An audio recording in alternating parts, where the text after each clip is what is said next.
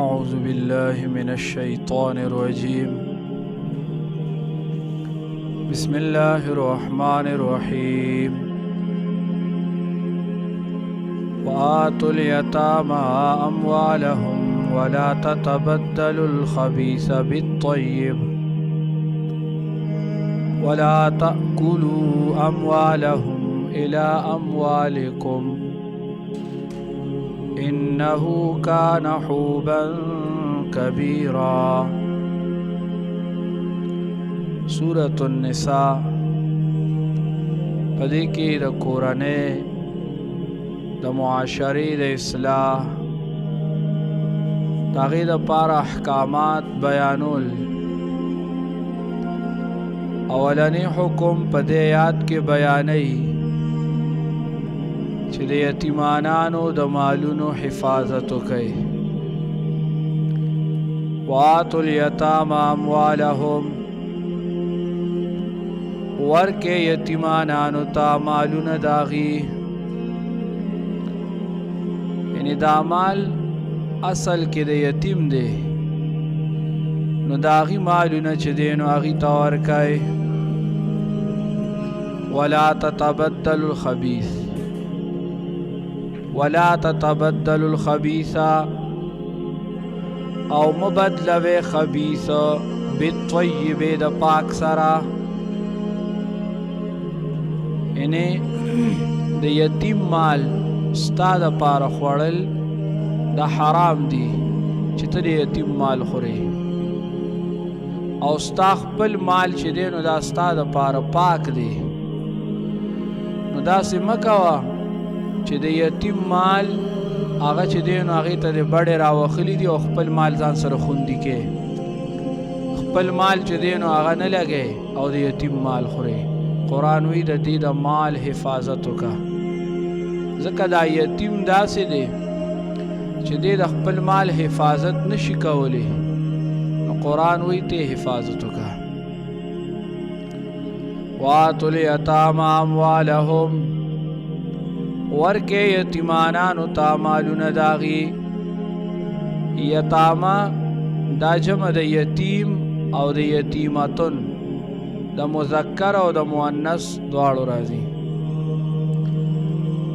او ایتام یوازې د یتیم جمع راځي. یتم په یو لغت کې یوازې والی ته وایي، او په عرف کې چې په حیواناتو کې زناورو کې د یو زناور مور مړه شي نو هغې ته یتیم وایي. او په انسانانو کې چې پلار وفات شي نو هغې ته یتیم وایي، ځکه دا یتیم دی یوازې فاتې شي، د ده د کفالت او د ده د تربیت څوک نه. دا خبره امام راغب رحمه الله مفردات کې ذکر کړي. او په شریعت کې یتیم هغه د بلوغ نه مخکې چې وي نو دا یتیم وي، چې کله دی بلوغ ته ورسېده نو بیا د ده یتیموالی ختم شو. امام ابو داود حدیث ذکر کړی دی لا یتم بعد احتلام، پس د بلوغ نه چې دی نو بیا یتیموالی نشته. چې کله معشوم دی لا بلوغ ته نه دی رسېدلی نو دا یتیم دی، چې کله دی غټ شو بلوغ ته ورسېده نو بیا د دې یتیموالی ختم شو. وآتوا الیتامى اموالهم، ورکې یتیمانانو ته مالونه د هغې. دیو جنا قرآن کریم کې او احادیثو کې د یتیم د مال او د یتیم د حفاظت کولو ډېر ترغیبات راغلي. دی صورت کې وروستو راشي الله رب العزت فرمایي څوک چې د یتیم مال خوري نو ګېډې ته اور اچوي. ان الذين ياكلون اموال اليتامى ظلما انما ياكلون في بطونهم نارا وسيصلون سعيرا. څوک چې د یتیم مال په ظلم سره خوري نو الله فرمایي دی خپلې ګېډې ته اور اچوي یعنی څوک چې د یتیم مال خوري نو انجام یې اور دی، اور ته به ځي. الله وی زر ده چې داخل بشي لمبواله اور ته، سوځونکي اور ته الله وی داخل به کم. اوس نن موږ څونه مسلمانان غمونو کې د یتیم مال ته بډې راوالي، د مشترک مال نار څه پاخه شوي او موږ رانښتي یو. که د یتیم مال نم دی پوخ شوی نو شریعت موږ تاسو ته دا اجازت راکړي چې په غم راغلی دی او ته ورته خوراک ته ناست یې. فقها ذکر کوي دا دیګونه پخوله او دا غوښې پخوله، دا روجې پخوله، دا په خادو کې خلک کوي، دا په غمونو کې خلک نه کوي. دا په خادو سیسو، دا د خادو کار دی. نن موږ مسلمانانو غمونو ته ورړولې. قرآن وی د یتیم د مال حفاظت وکړي او حدیث کې راځي چا چې د یتیم په سر باندې لاس کې خوده د ده د دې لاس لاندې څومره ویښته راله الله دومره نیکۍ ورکوي. رسول الله صلی الله علیه وسلم فرمایي زه او د یتیم تربیت کوونکي به جنت کې داسې یو ځای یو، دا دوه ګوتې یو ځای کې. بل حدیث کې راځي د مسلمانانو کورونو کې بهترین کور هغه دی چې پاغي کې یتیم وي او د هغه سره ښه سلوک کېږي، او د مسلمانانو کورونو کې بدترین کور هغه دی چې پاغي کې یتیم وي او د هغه سره بد سلوک کېږي. وآتوا الیتامی اموالهم، ورکې یتیمانانو ته مالونه د هغې. ولا تتبدلوا الخبیث بالطیب، او مبدلوي تاسو الخبیثا پلیت، خبیث مال بالطیب په پاک سره. استا مال دی نو دا تا د پاره پاک دی، د یتیم مال دی دا ته په ناروا طریقې سره خورې دا ستا لپاره حرام دی.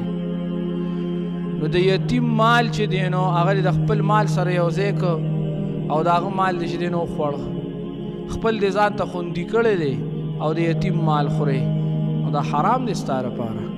ستا مال ستا د پاره پاک دی نو خپل مال استعمال کا، د یتیم مال مخوره. ولا تاکلوا اموالهم الى اموالکم، او مخوره مالونه د هغې الى اموالکم د خپلو مالونو سره چې د هغه د مال سره خپل مال یو ځای کي او د هغه مال پکې وخورې. انه کان حوبا کبیرا، یقینا دا د ګناه لویه، حوبا کبیرا لویه ګناه ده. حوب په اصل کې زورنې ته ویلی شي، تفسیر قرطبي وحشت ته وایي. دارنګې بعض مفسرین وایي چې تحوب کسب دا هغه څیز دی چې درد پیدا کوي، دلته ترېنه لویه ګناه مراد ده، ظلم ته مراد دی. چې د یتیم مال خوري دا ظلم دی، لویه ګناه ده، عظیم جرم دی. انه کان حوبا کبیرا، یقینا دا د ګناه کبیرا لویا.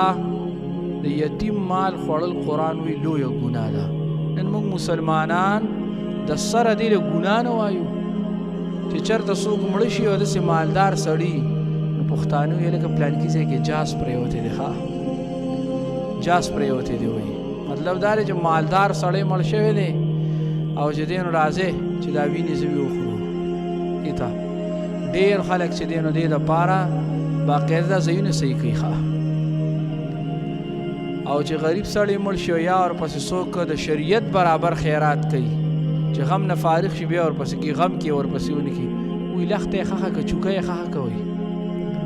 وایي ځان یې ورته په کارونو باندې مړ کړی و چې مړ شو نو یې په نصیب کې چې دی نو یو دیش کوړي روجې به نه وی چې پخ کړی یې ورپسې. د هغه نصیب کې نه خو دې خپل نصیب یادوي چې زما نصیب کې نه ما له پیدا نه شوې، ما ته پاتې نه شوې. شریعت مونږ او تاسو له دا حکم کوي چې مړی وشه غم وشه نو د غم والا کور ته تاسو خوراک یوسئ. مونږ او تاسو له شریعت دا نه وایي چې ته ولاله شابه هر څه پخول شروع کړه. په غم راغلی دی د نبي علیه السلام د تره زوی حضرت جعفر رضی الله تعالی عنه وفات شو. نبی علیہ السلام وی اصنعوا لآل جعفر طعاما، د جعفر اولاد له خوراک ورکړئ، پیغام راغلی. نن مونږ کارونه الټه کړي دي، نن چې غم په چا راشي نو هغه به هر څه پخوي او وایي دا میلمانه دي که نه نو دوی سره به څه کوو. په شریعت کې دا نشته چې د غم په کور باندې د څوک میلمانه شي، ښه را دي شي تعزیت دي وکړي، دعا دي وکړي او ځي دی ځان دی رسوي. دا د شریعت خلاف کار دی چې ته غم ته راغلی او 3 ورځې به مړي ته ناست یې کور والي ته به ناست یې راشه جنازه ته راورسېدې جنازه دې وکړه کنې تعزیت دې وکړو ګنټه نیمه کښېنه او ځه ځان رسوه دا زموږ مسلمانانو یو نوي څیز شریعت کې راوباسلی دی چې نه خامخا دې به 3 ورځې ناست دي که د هغه د کور خپل خلک دي نو مسلمانانو ته شریعت دا وایي چې هغوی ته یوسئ موږ نن دغه څیز پرېښاودی دی موږ نن د محلې خلک هم او د کلي خلک هم ټول چې دی نو راجمع شوي یو او مړي کور ته ناست یو او که څه معمولي غونته څیز ورته راوړو نو بیا پکې ښه څیز ګورو چې ښه څیز به کوم دی چې پکې وخورو علماء دیوبند ټولو کتابونو ټولو فتاوو دا خبره لیکلې چې د مړي په کور کې 3 ورځې پورې اور بلول حرام دي او نن موږ مسلمانان رانښتي یو دا زموږ رسمونه دي رواجونه دي پښتنو کې راننوتي دي الله فرمایي د یتیم مال خوړل لویه ګناه ده انه کان حوبا کبیرا یقینا دا د ګناه کبیرا لویا بیا ورپسې دویم حکم ذکر کوي د کورنۍ د معاشرې د اصلاح دپاره چې د یتیمانانو د نفسونو حفاظت هم وکړي واتو الیتاما ورکې یتیمانانو ته اموالهم مالونه د هغې ولا تتبدلوا الخبیث او مه بدلوئ خبیث بالطیبې د پاک سره ولا تاکلوا مخرئ اموالهم مالونه د هغې الی اموالکم د مالونو ستاسو سره انه کان حوبا کبیرا یقینا دا د ګناه لویه اللهم صل على سيدنا محمد وعلى آل سيدنا محمد یا الله زموږ ګناهونه معاف کړي د مور او پلار ګناهونه معاف کړي بیمارانو ته یا الله صحت کامله عاجله نصیب کړي مشکلات او پریشانۍ ختم کړي قرضدار یا الله قرضونه نه خلاص کړي یا الله زموږ مسلمانانو په حال باندې رحم وکړي یا الله د غزې او د فلسطین مسلمانانو حفاظت وکړي یا الله څومره د مسلمانانو وطنونه دي یا الله د هغې حفاظت وکړي څومره مسلمانان څومره خلک د مسلمانانو د وطنونو د مسلمانانو د نفسونو حفاظت کوي یا الله ته د حفاظت وکړي یا الله څومره مسلمانان د مسلمانانو وطنونو ته په سپک نظر په بد نظر ګوري یا الله ته ورسره پوه شي یا الله د هغې د افتونو نه د هغې د مصیبتونو نه د هغې د تکلیفونو نه یا الله د هغې د شرونو نه مسلمانان په امن کې یا الله زموږ د ټولو مسلمانانو حفاظت وکړي یا الله د غزې د مسلمانانو حفاظت وکړي یا الله د حرمینو حفاظت وکړي یا الله څومره مسلمانان چې حج ته تللي دي یا الله د ټولو حجونه په خپل دربار عالیه کې قبول او منظور کړي یا الله زموږ په معاشره کې سنت طریقې راولي د رسمونو رواجونو نه یا الله موږ وساتي اخره خاتمه یا الله زموږ د ټولو په ایمان کې وصلی الله تعالی علی خیر خلقه محمد و آله و صحبه اجمعین